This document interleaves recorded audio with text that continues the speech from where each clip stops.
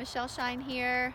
Today I wanted to share a little bit about some tools we can use when we experience really hard times. We all have really hard times sometimes. There are relationship struggles and financial struggles and pain and grief and sadness and doubt and worry, and there's all this stuff that weighs us down. And sometimes we can't sleep, and sometimes we have days where the mind just wants to play its tricks all day long and won't let you think about anything else, you know? The worry or the sadness or the grief just consumes you all day, and those days are really, really hard. And I came up with a few tools that are really, really helpful. And my friend and co-author Keti Kamalani shared an idea yesterday about this, and it's really beautiful and super helpful. And some of it was her idea and some of it was my idea, so we're combining those into a great little set of tools for you today. So one thing you can do, and this is what I'm doing today because I have my own little struggle going on, and so in my inner garden this morning, I imagined myself surrounded by my non-physical friends, surrounded by angels that I called in, and some fairy friends, and I even called in Yeshua. Some call him Jesus. I grew up as with the Baptist upbringing, and so Jesus or Yeshua is part of my, he's a master I call upon, in my world. And so I just have been pretending / imagining and feeling the presence of these beings, because as you know, or you might know from my book, we talk about, walking a spiritual path and what you can do to bring that spirituality and bring, that feeling of deep, soulful connection into your inner world through your imagination. And so I do that, when I feel the need, I do that. And so that's one thing you can do, is you can imagine yourself in your inner heaven or in your paradise zone, a place where you feel super nourished, and where you feel sacred, and where you feel like you're safe and everything is done and there's nothing wrong, and you are your pure soul being.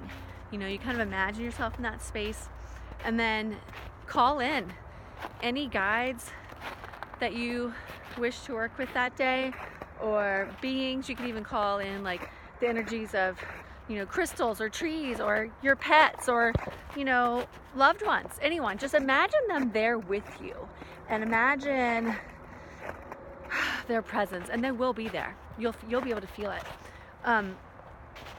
And I've been doing that all day, and so even though I'm not like closing my eyes and meditating, I've set this into motion where now I am living in this little space where I have all of my sacred guides and my sacred assistants surrounding me all day, because that's just what I need today. And so I'm having that, and it's a beautiful thing, and it's a beautiful way to just feel loved during your day, especially when your mind's going crazy on worries and things that you cannot necessarily control, or maybe you could, I don't know, but it's a great day to do that when you're having a really hard time.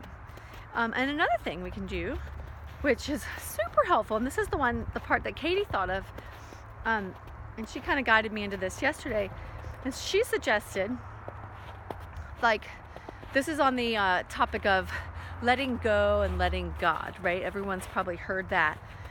And this is a really interesting visualization way to do that. And so what she suggested was you go into your inner garden, into your inner world, and you imagine yourself standing at the edge of a cliff. And this cliff, there is no guardrail. However, if you were to jump, you would not fall. the essence of you contains no weight, okay? So you are light as a feather. You are lighter than a feather. There's no weight whatsoever. So if you were to step off this cliff, the essence, the true essence of you, which is love and positivity, that none of that would fall. You would remain. You would actually just like stand there in the air and just be like, whoa, what's going on? I'm not falling, you know? And then you can step back on the cliff. However, anything that is negative and not part of the essence of the true you, such as grief and pain, sadness and worry, and any kind of struggle, all of that is not you is like lead weight. So as soon as you step off the cliff, you're floating, but all the junk just flies down. It's gone. It just keeps going. It's falling and falling, and it's just miles and miles away from you in no time at all. And so then you can step back onto the cliff and you're free of all of that. And you can do that imaginary cliff release, I could call it. You can do this imaginary cliff release like multiple times during the day. You know, I've already done it probably 7 times today, and it's really helpful just to keep getting my energy in that same zone, so I can kind of reset my neurobiology here and reset my focus, because every single time the mind wants to offer its ridiculous negativity and worries and fears and what if this and what if that, then I can go right back into my inner garden and go step off the cliff and let that crap go, right? It's incredibly helpful. So those are the 2 exercises I wanted to share today. And one of them is call in your guides and have them surrounding you all day. Imagine they are there, feel that they are there. They are there. When you feel it, you know it, right? And the other one is stepping off the cliff, and your essence, your God self, your spiritual self, your physical body, like everything that is true to you will not fall. And all the negativity is like lead weight. It just falls. You can release it and let go. And then you're back to you've reset yourself, right? And so resetting yourself is incredibly important. And the more often we do it, we are just retraining our brains, right? We are retraining our neurological pathways to focus on the positive and not the negative. And that's what we're all here to do. We are all here to rewire ourselves, right? And that's why we do this mind gardening and why we do mana gardening and everything else. So I hope this has been helpful. Thank you so much for tuning in.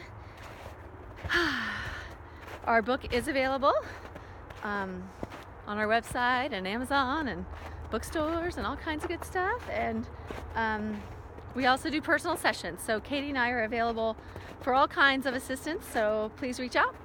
And aloha, namaste.